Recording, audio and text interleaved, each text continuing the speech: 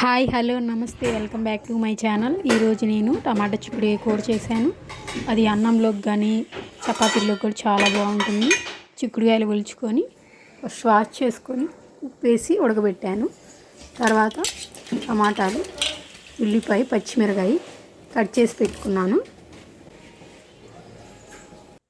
తర్వాత స్టవ్ మీద బండి పెట్టుకొని ఆయిల్ వేసాను.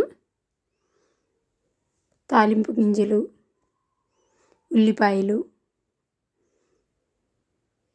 కరివేపాకు అవన్నీ కొంచెం వేగిన తర్వాత పసుపు, టమాటా,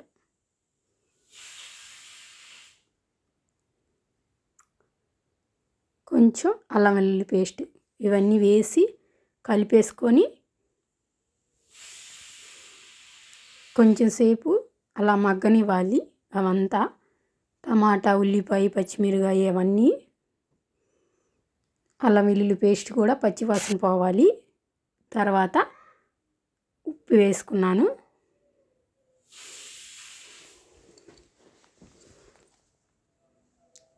తర్వాత అది ఉడకబెట్టుకున్న చిక్కుడుకాయలు వేసాను.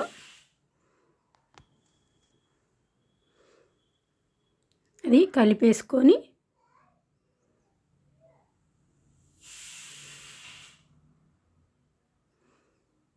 కొంచెం వాటర్ వేసాను. బాగా ఉడికితే మగ్గిపోతే ఇంకా చాలా బాగుంటుంది. తర్వాత గరం మసాలా వేసాను.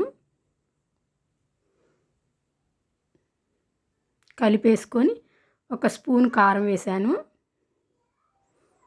కలిపేసుకొని కొత్తిమీర చల్లేసుకోవటమే.